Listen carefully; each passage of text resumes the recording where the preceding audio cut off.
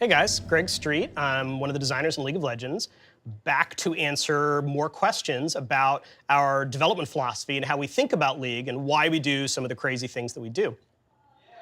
So we're out of preseason now, and a question a lot of you asked us was about rate of change and how much change does League need, and do we change the game too much or too fast, which is all super relevant and the kind of stuff we talk about all the time.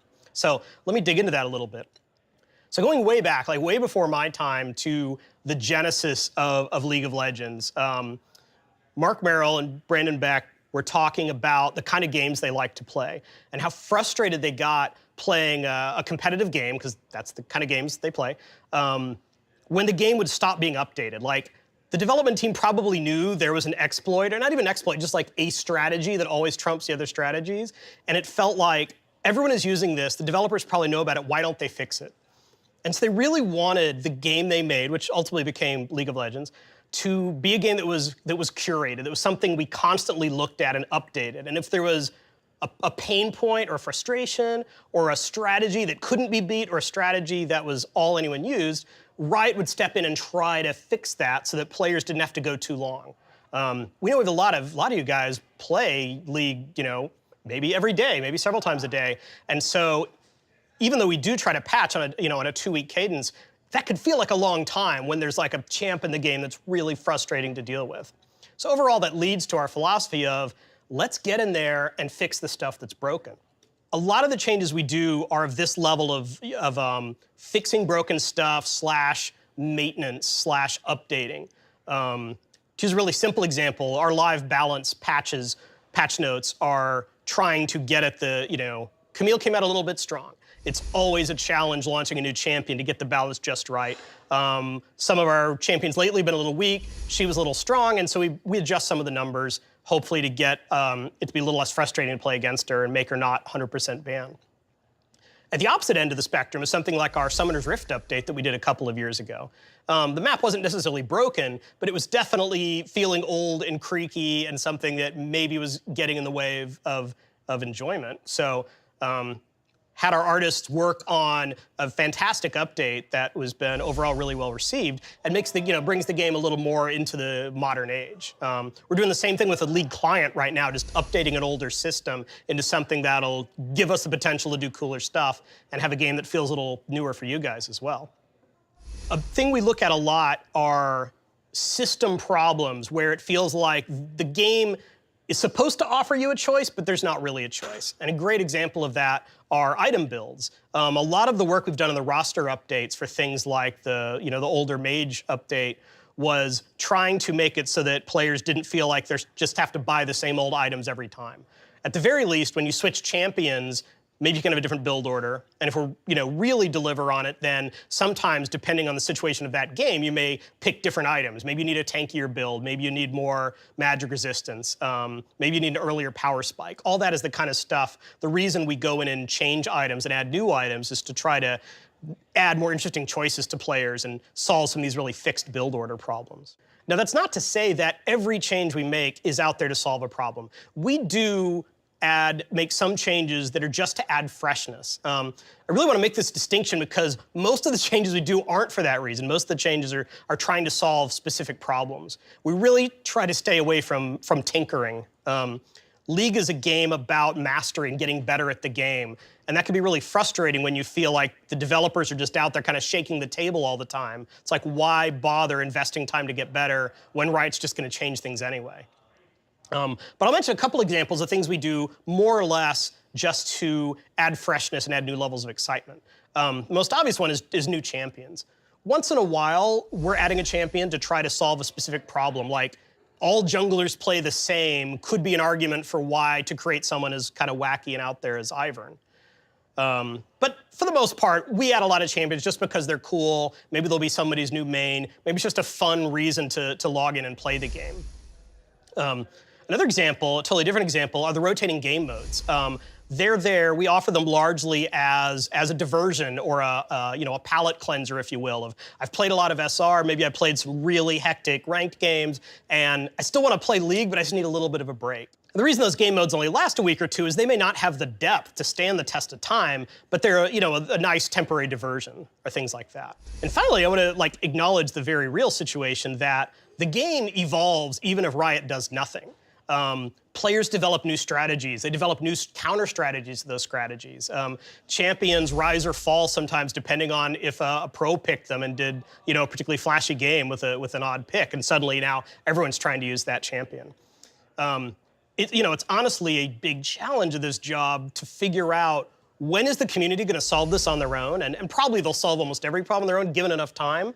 When is the community going to solve this quickly enough that it's not frustrating, and when does Riot need to step in because it's starting to feel like, oh, I'm going to see Lee Sin every single game. Yeah, eventually a counter will arise, but I'd rather Riot just get in there and do something now so that my Thursday game is still fun to play.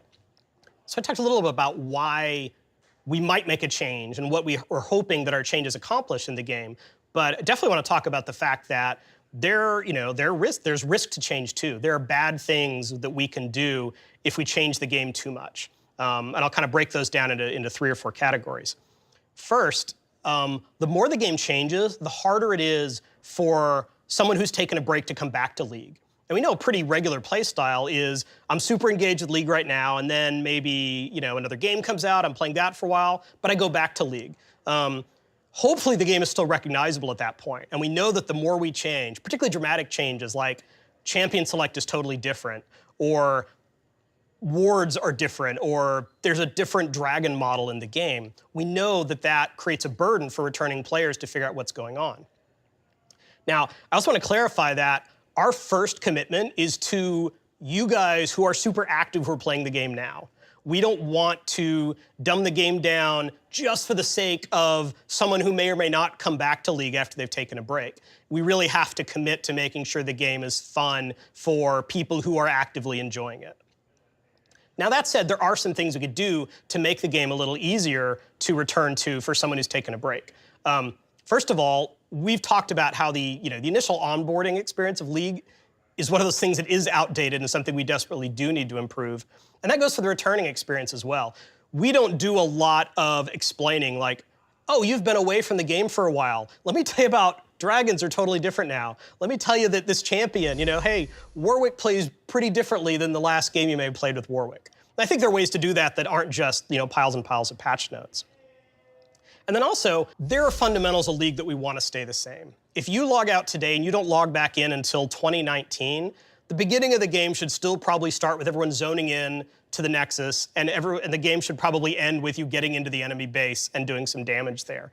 Even if the champions change, the items you buy, the way you buy items, all of that could change, but enough of it will still feel like League of Legends. So another cost of change is the amount of disruption it can have on players. We do want League to be a competitive game, and that goes from everyone playing ranked all the way up to professional esports. We know that dramatic changes can have a huge impact on players who have spent hundreds of hours perfecting certain plays or strategies, and we try to be very sensitive to that. I'm sure a lot of you realize by now that we try to focus the biggest changes to the game in preseason and midseason precisely to kind of minimize that impact as much as possible and give you guys a chance to react to the changes and give us feedback to get things in a good spot before it really counts. It's also worth pointing out, like I mentioned before, that we want adaptation to some degree to be an important skill for League of Legends because the game is going to change, even if Riot doesn't step in. And it's important that one of the execution is very important to being good at League, but so is just being able to shift as the game itself shifts. Some amount of that we think is healthy. And then finally, another cost of change is interrupting the mastery curve.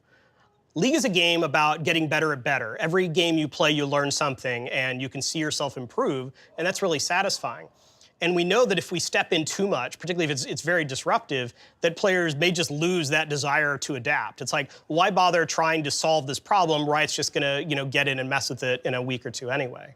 I've talked about this a little bit already, but what I really want to focus on is how we try to mitigate those risks. First of all, we aren't just going for incremental changes. Like, if a designer has a pitch to make a champion 1 or 2% better on whatever holistic scale you're measuring with, that's not good enough. We should strive for changes that make the game 10%, 30%, 200% better. That's kind of the scale of how we hold ourselves accountable to making sure we're making changes the game really needs. Now, I know we don't always hit it, and we certainly sometimes break things with well-meaning changes, but we do have a goal. Furthermore, not only do we have a strategy, but we try to have follow-up too. Even the best, well-thought-of, beautiful designs sometimes don't stand a chance once they get out there into the hands of millions of players. So we realize, wow, we thought this was going to work, but we now have evidence that it doesn't, and we need to follow up. That's where the two-week patch cycle can really help, because then if we overshoot or we miss or the idea was just terrible, we do have an opportunity to back it up before things kind of go on too long and maybe get worse and worse. So kind of in conclusion, I talked about how we think about change, and then I talked about some of the risks of change and how we try to mitigate those risks. But one of the points I originally posed was how much change is too much? And there isn't like a super simple answer to that, except to say it's an ongoing discussion. For example, I've learned that as a developer, I am fairly risk tolerant. And the fact that we have the opportunity to follow up with patches makes me feel a little safer with trying something that we have confidence in, but we don't 100% know what's going to happen. But by contrast, Brandon Beck will raise the question of, are we changing too much at once? Are we making it hard for a player who doesn't study every single patch note to really keep up with what's going on in the game? And are we making it, certainly hard for someone who hasn't been, actively playing League lately to keep up with everything that's going on? And my point is not that, this is my call to make or this is Brandon's call to make, more that we talk about this kind of thing all the time. And I don't think there's a right answer. We have to keep challenging ourselves to figure out what makes the most sense for you guys and for League overall. We do make the designers or anyone making a change kind of make a case for why that change is important and how they'll follow up if it doesn't work out. But honestly, this is one of those points where I would love to bring players into the discussion a little more. We'd love to hear from you, like, are we changing things too quickly, or do you think that we let stuff go too long sometimes before we step in? So please let us know. So that was a really long discussion. Thanks so much for sticking with me up until now. Really look forward to reading your thoughts on this topic. Thank you.